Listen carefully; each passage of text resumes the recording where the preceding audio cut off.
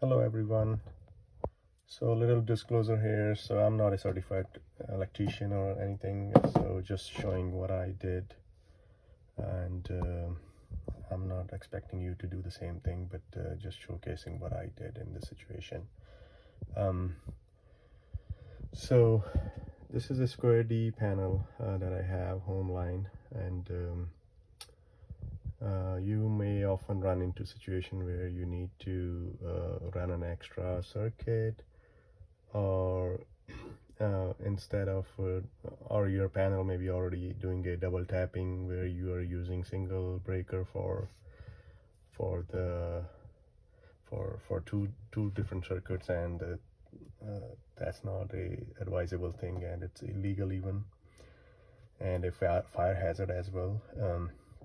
And in some cases you need to install a sub panel when you're full, and you need a space as well. So like the sub panel I have here. So in order to, either you need to move some breakers from sub panel from main panel to sub panel, so you can have some space in there. So for example, in this case I have the 60 amp breaker that's feeding the sub panel I have here. So again, a home line square D sub panel. So the solution to this is so you need a more space in the main panel. So solution is to use the tandem breakers from your manufacturing make and model, based on the model and the make of the panel.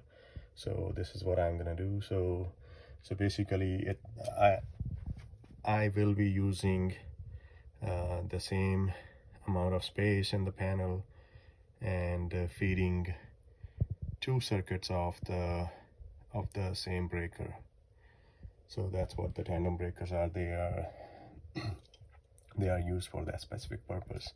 And the way you should choose your tandem breaker, the sizing on the breaker should be based on what you already have. For example, you can see mostly my breakers are of 15 amp, so that's what I picked up from Home Depot. And make sure you are not going over the total what amps you have allotted on your panel, right? So that's why you shouldn't go over, like for example, you have 15 amp right now, but you shouldn't bump up on the tandem breaker. That's just what I think you should not do. So that's a how do you know your panel is accepting tandem and which slot? So some of the models they do accept tandem in any slot, and some of the model, for example mine, it does not allow tandems or accept tandems in every slot. So only the bottom 5 slots on each side they accept tandems. So basically this is a 30 slot panel.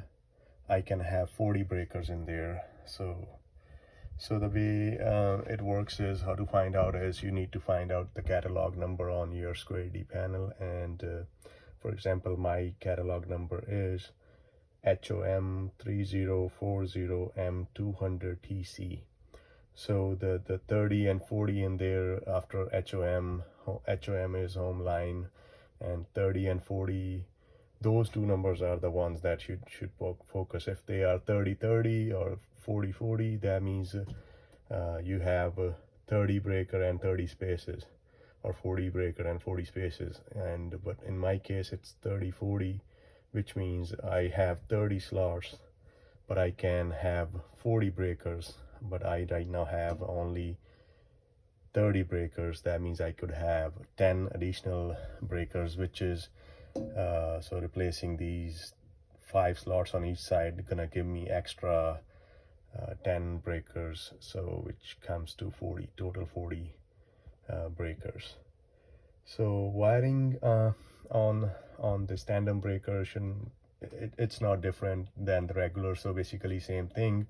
You as you do or as you replace your regular breaker, single pole breaker. So instead of doing the using the single slot for single pole breaker, you are using the same spot for two breakers. That's the only difference. And you should always kind of check the make and model again, so to kind of match the ratings and everything that's specific to your panel before you pick up. So again, that's the solution. So in my case, in my particular case, now my panel is full. I need to put a generator breaker right top there in slot 2 and 4. That's gonna be a double pole breaker, and I don't have the space to move this breaker. So all I am doing here is I'm gonna move this breaker down there by making space by replacing replacing 4 single pole breakers and using 2 tandem breakers, and it will give me 2 slots to put the generator breaker up there. So I'll need to shuffle some breakers around, make sure like the length on the cable is good to relocate those breakers.